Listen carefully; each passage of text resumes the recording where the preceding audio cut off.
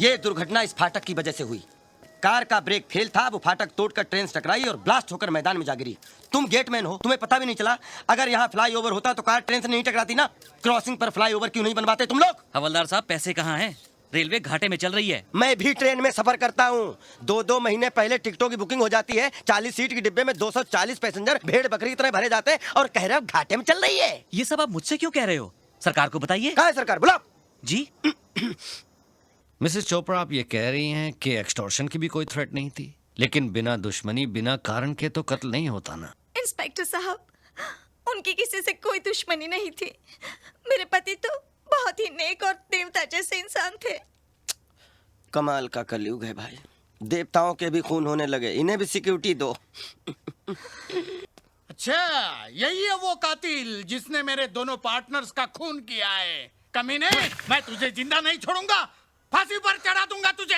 आप जल्लाद हैं? क्या बकता है? फांसी पर चढ़ाना जल्लाद का काम है। अरे वाह, ये तो लेटेस्ट न्यूज़ है। क्या? कमाल है डैड, आपने कभी बताया नहीं कि आप जल्लाद भी है? Shut up!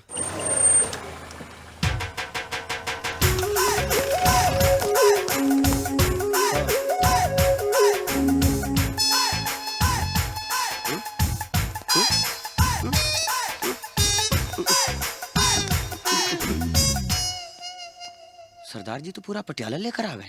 ये सब क्या है पुत्र? पाजी पता नहीं। देखिए सरदार जी, आप इस लड़के को पहचानते हैं? बिल्कुल पहचानता हूँ जी, अपना ही बच्चा है। मेरे गैराज में काम करता है पार्ट टाइम। इस लड़के ने 2 खून किए हैं। हाँ? क्या?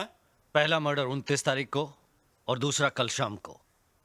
मैंने आपको ये पूछने के लिए यहाँ बुलाया है कि 29 तारीख को सुबह से लेकर रात तक ये लड़का आपके साथ में था।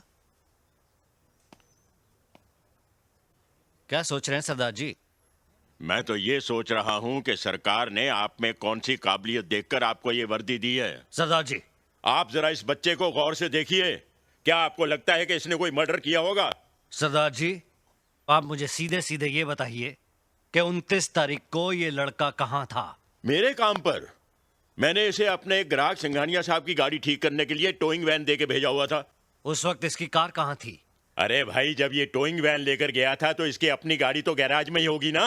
और सर, जो आपने कल शाम के मर्डर की बात कही है, तो कल शाम को 7 बजे से लेकर 1 बजे तक तो हम सब राज के साथ ही थे, क्लब 24/7 में। साथ में थे। और सर, हम क्लब के मैनेजर को भी अपने साथ लाएं। अगर आप चाहें तो आप उनसे भी पूछ सकते हैं। यस सर, कल शाम से रात तक ये मेरे ही क्लब में था। अब आप कैसे कह सकते हैं कि दोनों खून राज नहीं किए हैं?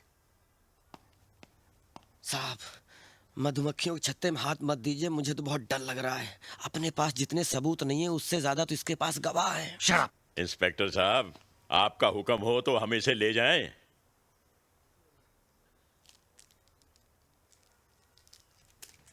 कानून का भी अपना फंडा है, या तो फाइल बंद होती है या मुजरिम बंद होता है, लेकिन ये केस अभी दोनों तरफ से ओपन है। शेट्टी, स्टेटमेंट लिखो इन सब का और फिलहाल इसको जाने दो। लाइन में बाहर जाना। ये क्या है इंस्पेक्टर? किसी का भी खून कर देता है, किसी को भी मार देता है वो। किसी को नहीं मिस्टर डिकोस्टा, वो सिर्फ उन लोगों को मार रहा है जिनका फंडा आपके साथ जुड़ा हुआ है। मिस्टर सक्सेना, मिस्टर चोपड़ा दोनों आपके पार्टनर थे और इन्वेस्टिगेशन से ये पता चला है कि इंस्पेक्टर संजय शर्मा का भी आपके साथ पुराना कनेक्शन था। ये तो लेटेस्ट न्यूज़ है। इसका मतलब चौथा नंबर डैड का है। Shut up! क्या बकवास करता है? मिस्टर डिकोस्टा, ये ठीक कह रहा है। जिस तरह से आपके साथियों के मर्डर हो रहे हैं उससे लगता है कि हिट लिस्ट में आपका नाम भी हो सकता है। इसलिए मैं तो ये कहूंगा कि आप पुलिस प्रोटेक्शन ले लें। हाँ, ले लीजिए डिकोस्टा साहब, वरना बेमौत मारे जाएंगे। अरे वो कार से कुचलकर पहले हड्डियां तोड़ता है और बुढ़ापे में हड्डियां जुड़ती भी नहीं। अरे ऐसी मौत मारता है कि देखने वाले की रूह कांप जाती है। नहीं नहीं इंस्पेक्टर साहब, आप मेरे डैड को बचा लीजिए प्लीज। इनके सिवा मेरा कोई भी नहीं है। डैड, आप मेरे को छोड़ के मत जाना, मैं अनाथ हो जाऊंगा। Dad please, I will be N orphan child. Shut up! अभी मैं जिंदा हूं ना। अब मुझे प्रोटेक्शन देने के बजाय उस कातिल को अरेस्ट क्यों नहीं करते? यही तो फंडा है। मेरे पास राज के कातिल होने का कोई सबूत नहीं है। मैं सिवाय प्रोटेक्शन देने के और कुछ नहीं कर सकता। जब भी आपको पुलिस की जरूरत हो मुझे फोन कीजिए। घर में रहना, खुले में घूमना नहीं। क्या मैं इंस्पेक्टर खुराना से बात कर सकता हूं?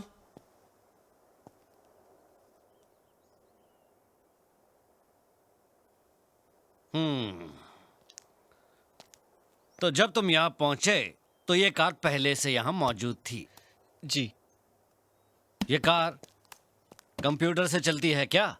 नहीं तो क्या रोबो चलाता है इसे? सर, आप ये कैसी बातें कर रहे हैं? अरे तो फिर फंडा क्या है? ये कार यहां पहुंची कैसे? माता जी, आप तो यहां पहले से थी, आप बता सकती हैं? नहीं, मुझे नहीं पता। नहीं पता। जब तुम कार के चोरी होने की कंप्लेन मुझे लिखवा रहे थे, उसी समय इस कार से किसी ने एंथनी डिकोस्टा को टेलीफोन बूथ समेत उड़ा दिया और फिर ये एक वफादार कुत्ते की तरह अपने मालिक के घर पहुंच गई। इसका मतलब क्या है? सर, ये मैं कैसे बता सकता हूँ? मैं तो आपके साथ था। मैं बताऊं रियल फंडा क्या है?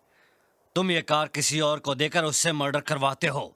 ये आप कैसे कह सकते हैं, जबकि आपके पास मेरे पोते के खिलाफ कोई सबूत ही नहीं है? और अगर कोई बोल दे कि इस कार ने वो एक्सीडेंट किया है तो आप मान लेंगे? चलिए मैं बोलती हूँ कि वो चारों मर्डर आपके जीप ने किए हैं। ये क्या फिजूल की बात कर रही हैं आप? फिजूल की बात कर रही हूँ मैं? आपका कहना है कि इस कार ने टेलीफोन बूथ उड़ाया है, तो देखिए कहीं एक स्क्रैच, एक खरोच नजर आता है आपको? जबकि एक ट्रक भी टेलीफोन बूथ उड़ाएगा तो उस ट्रक के भी अंजर पंजर ढीले हो जाएंगे। इतने बड़े ऑफिसर हैं आप, आपका दिमाग इतना भी नहीं चलता? कब से फंडा फंडा किए जा रहे? एक तो मेरे पोते ने खुद आपको फोन करके बुलाया, उल्टा आप उसी पर इल्जाम लगा रहे। अब तो मैं इस कार को लेकर कमिश्नर के पास जाऊंगी और उन्हीं से पूछूंगी कि आपको ये कार टेलीफोन बूथ से टकराई हुई लगती है। आप कमिश्नर के पास जाएंगी?